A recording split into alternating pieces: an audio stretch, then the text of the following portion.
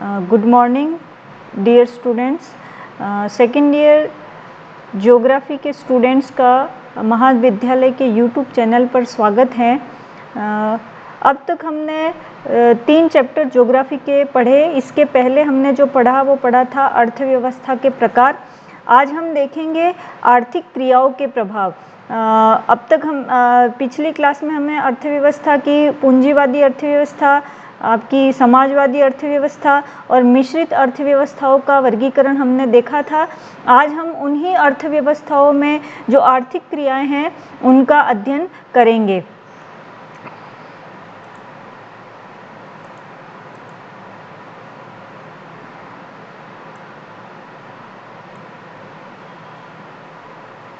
देखिए, जब हम आर्थिक क्रियाओं का अध्ययन करते हैं तो मुख्य रूप से आर्थिक क्रियाओं में हम 4 प्रकार की आर्थिक क्रियाएं पढ़ते हैं। इसके पहले हम आर्थिक भूगोल में आर्थिक क्रियाएं क्या हैं इसको थोड़ा सा देख लेंगे। हमने जो आर्थिक भूगोल की परिभाषा देखी थी उसमें यह देखा था कि जो आर्थिक भूगोल है वो आर्थिक क्रियाओं का अध्ययन करता है जिसके द्वारा मानव अपनी जीविका उपार्जन करता है। साथ ही साथ आर्थिक क्रियाओं के साथ साथ उन आर्थिक क्रियाओं के द्वारा उत्पादित वस्तुओं के वितरण, व्यापार, विनिमय, परिवहन और वाणिज्य की चर्चा भी आर्थिक भूगोल है वो करता है। तो आर्थिक क्रियाओं के अंतर्गत मुख्य रूप से मानव द्वारा जो आय प्राप्त होती है या मानव जिनसे आय प्राप्त करता है उनको हम आर्थिक क्रियाओं में सम्मिलित करते हैं। आर्थिक क्रियाओं को मोटे रूप में 4 भागों में बांटा जाता है, परंतु उच्च स्तरीय कक्षा में इसे 5 भागों में भी बांटा जाता है। आर्थिक क्रियाएं मुख्य रूप से 4 प्रकार की हैं आपके सिलेबस में: प्राथमिक क्रियाएं, द्वितीयक क्रियाएं, तृतीयक क्रियाएं और चतुर्थक क्रियाएं। फर्स्ट हम देखेंगे प्राथमिक क्रियाओं को। देखिए, जो प्राथमिक क्रियाएं होती हैं या जिनको हम प्राइमरी एक्टिविटीज़ कहते हैं, ये जो क्रियाएं होती है वो पूर्ण रूप से पर्यावरण पर निर्भर होती हैं, या हम कह सकते हैं कि जो पृथ्वी के संसाधन हैं जैसे आपका भूमि है, जल है, वनस्पति है, भवन निर्माण सामग्री है या खनिज है, इन सभी का उपयोग डायरेक्टली जब मनुष्य अपने जीविका उपार्जन के लिए जब करने लगता है तो वो क्रियाएं जो कहलाती हैं वो प्राथमिक क्रियाएं कहलाती हैं। इनमें किसी प्रकार का कोई रूपांतरण या कोई परिवर्तन नहीं किया जाता है। एज इट इज़ जो प्रकृति के संसाधनों से जो संसाधन मनुष्य को प्राप्त होते हैं उनके द्वारा वो अपना जीविका उपार्जन करता है। नेक्स्ट हम देखेंगे जो प्राथमिक क्रियाएं हैं उनका हम अगर उनके प्रकारों को देखें तो प्राथमिक क्रियाएं जो हैं वो अनेक प्रकार की हैं। प्राचीन काल से हम अगर देखा जाए तो आखेट, भोजन संग्रहण, पशुपालन, पशुचारण, खनन, मछली पकड़ना, आपका एकत्रीकरण, संग्रहण, वनों से लकड़ी काटना, कृषि, ये सभी क्या है हमारी प्राथमिक क्रियाएं हैं। ठीक है, अगर हम आखेट और भोजन संग्रहण की बात करते हैं तो मानव सभ्यता का जो आरंभ हुआ था, आदिम काल से मानव अपने जीवन निर्वहन के लिए अपने आसपास के वातावरण पर निर्भर रहा है। उसका जीवन निर्वहन 2 कार्यों द्वारा होता है, एक तो पशुओं का आखेट करके और दूसरा उसने अपने समीप के जंगलों से खाने योग्य जंगली पौधे, कंद मूल, फल आदि को एकत्रित करके अपना जो निर्वहन है वो किया। तो सर्वप्रथम आदिम काल में जो क्रियाएं हैं और आज भी हम देखते हैं वर्तमान समय में भी आखेट और भोजन संग्रहण के माध्यम से मनुष्य है वो अपनी आजीविका का उपार्जन करता है। दूसरा है पशुचारण। पशुचारण में देखें तो पहले क्या होता था, मनुष्य आखेट पर निर्भर रहता था, परंतु धीरे धीरे उसने महसूस किया कि केवल आखेट से जीवन का भरण पोषण नहीं किया जा सकता है। तब मानव ने पशुपालन व्यवसाय के बीच में के लिए भी उसने सोचा और विभिन्न जलवायु दशाओं में रहने वाले लोगों ने उन क्षेत्रों में जो पशु पाए जाते हैं उनका चयन उन्हें पालतू बनाने के लिए किया। विश्व में अगर हम पशुचारण और पशुपालन की बात करते हैं तो 2 तरीके के जो पशुपालन हैं वर्ल्ड लेवल पर वो होते हैं। एक है आपका चलवासी पशुचारण। देखिए जो चलवासी पशुचारण है उसमें व्यक्ति जो है वो वाणिज्य या आर्थिक पर्पस से नहीं, परंतु अपने जो परिवार है उसी का जीवन या भरण पोषण के लिए वो अपना जो व्यवसाय है वो करता है। इसमें पशुचारक अपने भोजन, वस्त्र, शरण, औजार और अन्य यातायात के लिए वो सभी पर पशुओं पर ही वो निर्भर रहता है। वे अपने साथ पालतू पशुओं के साथ पानी एवं चारागाह की उपलब्धता एवं गुणवत्ता के अनुसार एक स्थान से दूसरे स्थान पर स्थानांतरित होता रहता है। हाँ, चलवासी पशुचारण में हम देखते हैं हमारे यहाँ राजस्थान में, जैसे पश्चिमी राजस्थान से आपके जो जैसलमेर, बाड़मेर, जालोर, ये सारे जो ज़िले हैं वहाँ से हम देखते हैं दक्षिणी राजस्थान में भेड़ पालक अपने भेड़ों को लेकर आपके मानसून के सीज़न में आना शुरू हो जाते हैं और ये जब तक आपका रबी की फसल बोने के लिए तैयार होती हैं तब तक ये रहते हैं। अब देखिए आप जो उन पशुओं को, जो भेड़ों को लेकर आते हैं, उनका सारा जो भोजन, वस्त्र, ये सभी है वो उनके ऊपर ही वो डिपेंडेंट रहते हैं। तो चलवासी पशुपालन उनकी आजीविका का एक महत्वपूर्ण साधन है वो बन जाता है।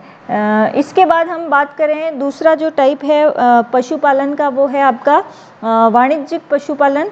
वाणिज्य पशुपालन में चलवासु पशुपालन की अपेक्षा वाणिज्य पशुपालन अधिक व्यवस्थित और पूंजी प्रधान होता है। वाणिज्य पशुपालन पश्चिमी संस्कृति से प्रभावित है। यह फार्म विशाल क्षेत्र में फैले होते हैं और संपूर्ण जगह छोटी छोटी इकाइयाँ इसमें विस्तृत होती हैं। तीसरा, अगर हम प्राथमिक क्रियाओं की बात करते हैं तो सबसे इम्पोर्टेंट जो आपका माध्यम है वो है आजीविका का कृषि। विश्व के जितने भी विकासशील देश हैं या हम कह सकते हैं अर्ध विकसित देश हैं, ये दोनों ही देश का मुख्य जो आधार है आजीविका का वो कृषि है। हमारे देश में भी जैसे भारत की 62% जनसंख्या कृषि पर डिपेंडेंट है और कृषि के द्वारा अपनी आजीविका का या भरण पोषण है वो करती है। कृषि के भी अनेक टाइप्स हैं। अगर हम देखें तो ये कृषि का पूरा चैप्टर आपका विस्तृत रूप से आगे के कृषि का वर्गीकरण आगे आपके सिलेबस में यूनिट 4 में है, जहाँ पर हम इनको एक एक करके और अच्छे से डिटेल में देखेंगे। कृषि देखो, एक तो निर्वहन टाइप की कृषि, जिसमें जो कृषि परिवार होता है वो सिर्फ अपना परिवार का ही भरण पोषण कर पाता है। उसके द्वारा जो उत्पादित कृषि या उत्पादन होता है उसको वो मार्केट में व्यापार हेतु नहीं बेचता है, सिर्फ अपने जीवन घर का ही भरण पोषण इसके अंतर्गत वो करता है। दूसरा टाइप है गहन निर्वाह कृषि। गहन निर्वाह में वो जितना उसके बाद खेत या जोत हैं उसको वो इंटेंसली उसमें एग्रीकल्चर करता है। तीसरा है आपका मिश्रित टाइप की। चौथा है रोपण कृषि, भूमध्य सागरीय कृषि। इसके बाद आपका आदिम निर्वहन कृषि, जो परंपरागत रूप से जैसे आपके आदिम वनों में रहने वाले जो जनजातियां हैं, जैसे आपके जूमिंग कृषि है भारत में, तो इस तरीके की जो कृषि है उसको हम आदिम कृषि भी कहते हैं। तो कृषि जो है वो विश्व में विशेष करके विकासशील और अर्ध विकसित जो देश हैं उनका आजीविका का महत्वपूर्ण साधन है। नेक्स्ट हम देखेंगे खनन। देखिए जो खनन है मानव विकास के इतिहास में खनिजों की खोज की अवस्थाएं देखी जाती है। हम देखते हैं ताम्र युग, कांस्य युग, लौह युग। प्राचीन काल में खनिजों का उपयोग औजार बनाने, बर्तन बनाने, हथियार बनाने आदि तक सीमित था, परंतु औद्योगिक क्रांति के बाद कई सारे क्षेत्रों में खनिजों का उपयोग संभव हुआ। कई सारे जो खनन है, खनन विशेष करके कहाँ हो सकता है, किन आपके स्थानों पर हो सकता है, तो उसको प्रभावित करने वाले कुछ कारक हैं। जो खनन आजीविका है या जो खनन की क्रिया है वो मुख्य रूप से खनिज निक्षेपों के आकार, श्रेणी एवं उपस्थिति की अवस्था को सम्मिलित करते हैं। साथ ही यह आर्थिक कारक जिनमें खनिज की मांग, विद्यमान तकनीकी ज्ञान एवं उपयोग, अवसंरचना के विकास, की विभिन्न विधियाँ के लिए उपलब्ध पूंजी और यातायात और श्रम होने पर ही वहाँ पर खनन है वो किया जाता है। इसके पश्चात जो प्राथमिक क्रिया है वो है आपका वनों से लकड़ी काटना। हालांकि ये क्रिया अब इतनी मतलब जीविकोपार्जन का आप इससे जीविकोपार्जन नहीं कर सकते हैं, पर हाँ एक बेस ज़रूर रहता है किसी परिवार के लिए। इसके अलावा आपका मछली पकड़ना, मछली पालन, ये बहुत बड़ा वर्ल्ड में जो जितने तटीय कंट्रीज़ हैं आपकी, वहाँ पर मछली पालन है वो बहुत थोक मात्रा में, ह्यूज मात्रा में वहाँ पर होता है। तो इस प्रकार ये हमारी प्राथमिक क्रियाएं हैं। इन सभी क्रियाओं का अध्ययन आगे आने वाले यूनिटों में हमारे डिटेल में है, इसलिए मैं यहाँ इनको इतना विस्तृत रूप से इलेबोरेट नहीं कर रही हूँ। प्राथमिक क्रिया में आपको ये ध्यान रखना है, इसकी विशेषता क्या है कि प्राथमिक क्रियाएं हैं वो मुख्य रूप से प्राकृतिक संसाधनों को पर डिपेंडेंट हैं। एज इट इज़ प्राकृतिक संसाधनों का जब मनुष्य अपने जीविका उपार्जन में उपयोग करता है तो वो सारी क्रियाएं प्राथमिक क्रियाएं कहलाती हैं, जिसके उदाहरण हैं आपके ये सभी। देखिए, जो प्राथमिक क्रियाओं में जो व्यक्ति संलग्न होते हैं उनको रेड कलर या लाल कलर श्रमिक या रेड कलर वर्कर्स, ये जो श्रमिक हैं वो कहलाते हैं जो प्राथमिक क्रियाओं में संलग्न होते हैं। अब हम देखेंगे नेक्स्ट है हमारा द्वितीयक क्रियाएं।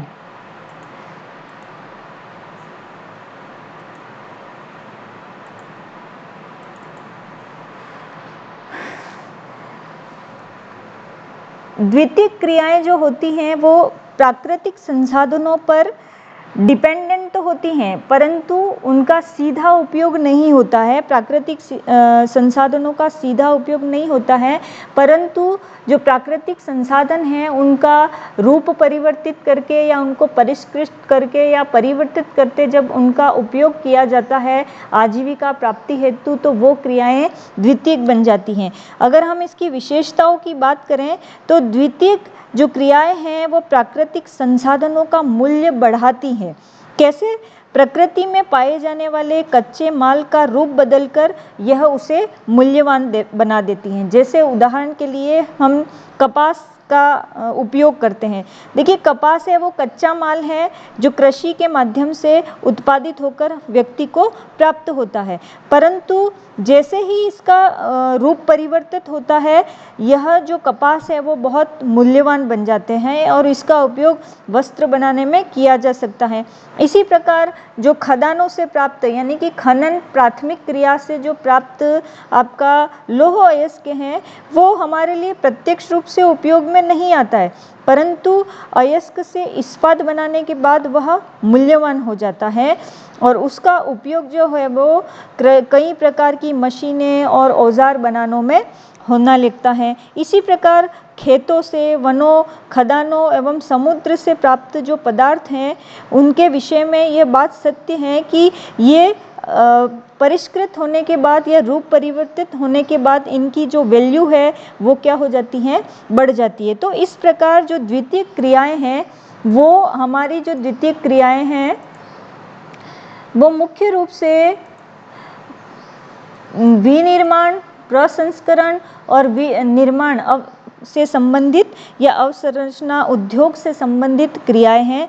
और ओवरऑल हम कह सकते हैं कि द्वितीयक क्रियाओं के अंतर्गत हम विशेष करके जो विनिर्माण क्रियाएं हैं या विनिर्माण उद्योग है उनको हम सम्मिलित करते हैं। विनिर्माण से हमारा आशय जो है वो किसी वस्तु के उत्पादन से है। अब वस्तु का उत्पादन हस्तशिल्प या हैंडमेड जो कार्य होते हैं वहाँ से लेके लौह व इस्पात को गढ़ना, प्लास्टिक के खिलौने बनाना, कंप्यूटर के अति सूक्ष्म घटकों को जोड़ना, अंतरिक्ष यान का निर्माण, ये सभी उत्पादन को निर्माण के अंतर्गत हम लेते हैं। तो ओवरऑल जो द्वितीयक क्रियाएं हैं वो निर्माण से संबंधित या प्रसंस्करण से संबंधित या विनिर्माण से संबंधित क्रियाएं हैं वो सारी की सारी क्रियाएं क्या कहलाती हैं, द्वितीयक कहलाती हैं। द्वितीयक क्रियाओं में विशेष रूप से हम विनिर्माण के अंतर्गत उद्योगों का उल्लेख करते हैं। किसका उल्लेख करते हैं? उद्योगों का उल्लेख करते हैं।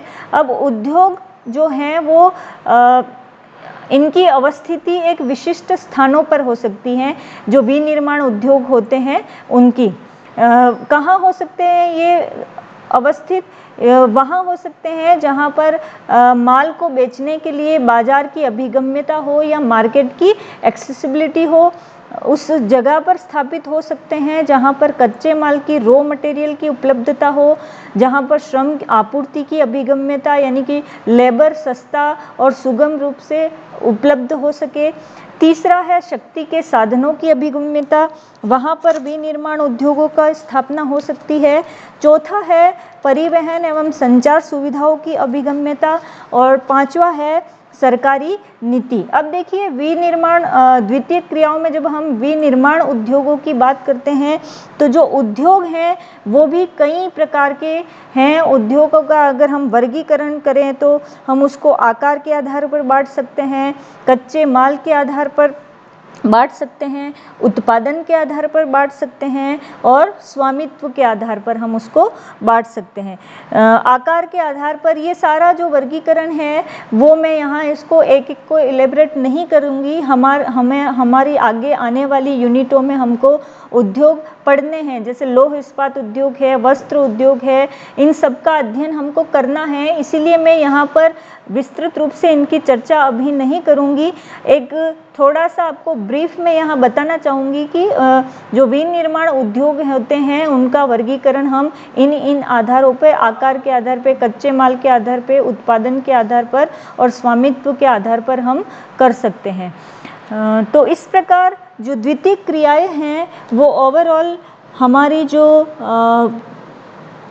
प्राकृतिक संसाधन हैं, आपका जो भी प्रकृति द्वारा जो संसाधन इंसान को प्राप्त होते हैं, कृषि के माध्यम से, खनन के माध्यम से, वनों के माध्यम से, इन सभी का जब परिष्करण, प्रसंस्करण होता है और एक नवीन वस्तुओं का जब निर्माण किया जाता है तो ये सारी जो क्रियाएं होती हैं वो आपकी द्वितीय क्रियाएं कहलाती हैं। जो द्वितीय क्रियाएं हैं उनको हम ब्लू कलर या नीला कलर श्रमिक या ब्लू कलर वर्कर में हम इन द्वितीय क्रियाओं को सम्मिलित है वो करते हैं। नेक्स्ट है, तीसरा है हमारा तृतीयक क्रियाएं।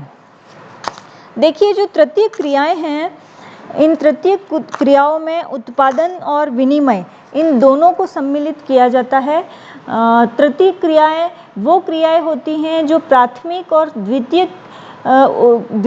क्रियाओं के द्वारा जिन वस्तुओं का उत्पादन होता है उन वस्तुओं को उपभोक्ता या उद्योगपतियों तक पहुंचाने से संबंधित जो भी आपकी क्रियाएं होती हैं उसके अंतर्गत वस्तुओं का स्थानांतरण, संचार और संवाद वाहन, वितरण, संस्थाओं और व्यक्तियों की सेवाओं को हम इसके अंतर्गत सम्मिलित करते हैं। जो तृतीय क्रियाएं होती हैं उनका उत्पादन को परोक्ष रूप से पारिश्रमिक और वेतन के रूप में मापा जाता है। विनिमय के अंतर्गत व्यापार, परिवहन और संचार सुविधाएं होती हैं जिसका उपयोग दूरी को निष्प्रभावित करने के लिए किया जाता है। इसलिए तृतीय क्रियाकलापों को यहाँ पर एक लाइन लिखी हुई है, ये बहुत ही इम्पोर्टेंट लाइन है। तृतीय क्रियाकलापों में मूर्त वस्तुओं के उत्पादन के बजाय सेवाओं का व्यावसायिक उत्पादन सम्मिलित होता है। वे भौतिक कच्चे माल के प्रक्रमण में प्रत्यक्ष रूप से सम्मिलित नहीं होती हैं। फॉर एग्जाम्पल, एक नल वाला है, बिजली का मिस्त्री है, तकनीशियन है, धोबी है, नाई है, दुकानदार है, चालक है, कोषपालक है, एक अध्यापक है, एक डॉक्टर है, एक वकील है और एक प्रकाशक है। इन सभी का जो काम है वो इनका एक सामान्य उदाहरण है किसका? तृतीय क्रियाकलापों का। द्वितीय और तृतीय क्रियाकलापों में जो मुख्य अंतर है वह है सेवाओं द्वारा उपलब्ध विशेषज्ञता, उत्पादन तकनीकों, मशीनरी और फैक्ट्री प्रक्रियाओं की अपेक्षा कर्मियों की विशिष्टीकृत कुशलताओं, अनुभव और ज्ञान पर अत्यधिक निर्भर करती हैं। ये जो तृतीय क्रियाएं होती हैं वो, जो द्वितीय क्रियाएं होती हैं वो किस पर डिपेंडेंट होती हैं? द्वितीय क्रियाएं अधिकतर तकनीकी, मशीनरी और फैक्ट्री की प्रक्रिया पर डिपेंडेंट होती है। तो जो तृतीय क्रियाएं हैं वो कार्य करने वाले की विशिष्टीकृत, कार्य करने वाला जो लेबर है उसके स्पेशलाइजेशन, उसकी कुशलताओं, उसके अनुभव और उसके ज्ञान पर अत्यधिक निर्भर करती हैं। देखिए, जो तृतीयक क्रियाकलाप हैं उसके हम प्रकारों की बात करते हैं तो उसके जो प्रकार हैं उसके प्रकार हैं, पहला है व्यापार और वाणिज्य, दूसरा है परिवहन और संचार, तीसरा है परिवहन, तीसरा संचार और चौथा है सेवाएं। व्यापार और वाणिज्य की बात करते हैं तो दो तरीके के व्यापार होते हैं मुख्यतः, थोक व्यापार और फुटकर व्यापार। थोक व्यापार को हम नगरीय आपूर्ति और ग्रामीण मंडियों के रूप में बांट सकते हैं। फुटकर व्यापार को हम नगरीय, ग्रामीण में व पुनः बांट सकते हैं। जो परिवहन है क्रियाएं हैं, परिवहन क्रियाओं के अंतर्गत हमारा रेल जाल तंत्र, सड़क जाल तंत्र, जल तंत्र और वायु जो परिवहन है उसको हम सम्मिलित करते हैं और इसमें भी हम वापस इसको आंतरिक और अंतर्राष्ट्रीय परिवहन के रूप में देखते हैं। संचार साधनों के अंतर्गत देखें, संचार क्रियाओं के अंतर्गत तो संचार के अंतर्गत परिवहन के साधन, दूर संचार के साधन, दृश्य और श्रव्य साधन, इनको हम सम्मिलित करते हैं। जो दृश्य और श्रव्य साधन हैं उनके द्वारा जो सेवाएं मिलती हैं वो हमें फिल्मों, रेडियो, टीवी, मुद्रण मीडिया, समाचार पत्रिका, ये सभी हमारे संचार के माध्यम हैं या संचार से संबंधित क्रियाकलाप कहलाते हैं। और चौथा है सेवाएं। सेवाएं आपकी देखिए मौद्रिक या बैंकिंग सेवाएं, बीमा सेवाएं, अचल संपदा सेवाएं, व्यक्तिगत और व्यावसायिक सेवाएं। व्यक्तिगत और व्यावसायिक सेवा की हम बात करें तो एक प्राइवेट सेवा होती हैं, एक सरकारी सेवा होती हैं, एक गैर संगठन सेवाएं होती हैं। ये हुई बात हमारे तृतीयक क्रियाकलापों की। तो ओवरऑल जो तृतीयक क्रियाकलाप हैं वो उत्पादन और विनिमय दोनों से सम्मिलित होते हैं। उत्पादन में सेवाओं की उपलब्धता शामिल करती है जिनका उपभोग है वो किया जाता है और विनिमय के अंतर्गत हम व्यापार, परिवहन और संचार सुविधाओं की बात है वो करते हैं। तो तृतीय क्रियाकलाप जो हैं उनको मूर्त वस्तुओं को जो उत्पादन यानी कि प्राथमिक और द्वितीयक क्रियाओं के माध्यम से जिन वस्तुओं का उत्पादन हुआ है उन वस्तुओं के वितरण और व्यापार के लिए जिन क्रियाओं को हम सम्मिलित करते हैं वो हमारी तृतीयक क्रियाएं कहलाती है। और अंत में हम देखेंगे चतुर्थक क्रियाएं। चतुर्थक क्रियाएं जो होती हैं वो विशेष प्रकार की सेवा का कार्य करती हैं जिनका संबंध व्यावसायिक तथा प्रशासनिक सेवाओं से होता है।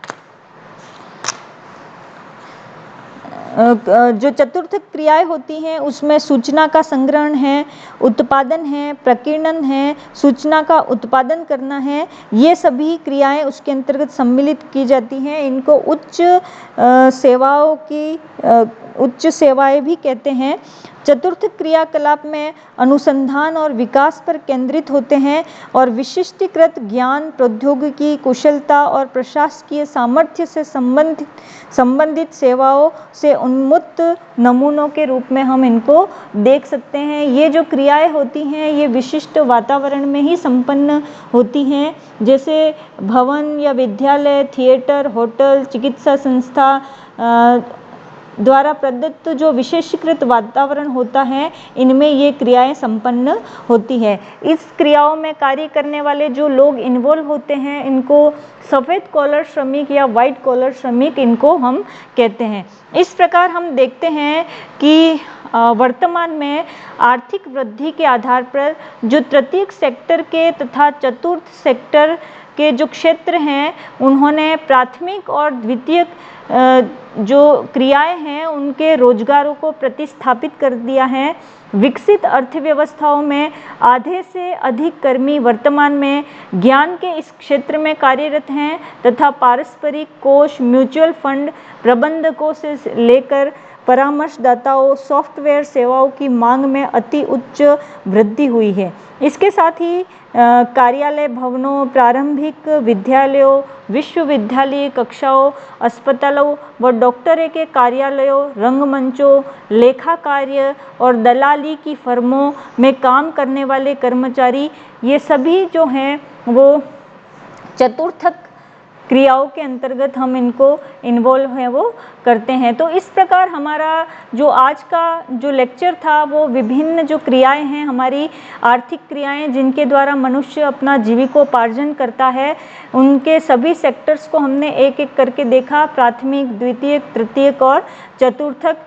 वर्तमान में अंत में हमने देखा कि जो प्राथमिक और द्वितीयक क्षेत्र पर जो अर्थव्यवस्थाएं डिपेंडेंट थी वो वर्तमान में अब तृतीय और चतुर्थक क्रियाओं की तरफ अपना जो क्रियाएं हैं जीविकोपार्जन की वो बढ़ा रही हैं। विशेष करके विश्व के जो विकासशील देश हैं वो अब प्राथमिक और द्वितीयक क्रियाओं को मतलब कह सकते हैं कि उसका पदस्थापन या स्थानांतरित होते हुए प्राथमिक द्वितीय क्रियाओं से स्थानांतरित होकर तृतीयक और चतुर्थक क्रियाओं को वर्तमान में जो हमारे विकासशील देश हैं जैसे भारत हैं, अफ्रीकन कंट्रीज़ हैं, आपका पाकिस्तान है, एशियाई बहुत सारी कंट्रीज़ हैं, ये सभी जो पहले प्राथमिक और द्वितीयक क्रियाओं को ज़्यादा इम्पोर्टेंस देती थी वो आज तृतीयक और चतुर्थक क्रियाओं को इम्पोर्टेंस देने लगी हुई है।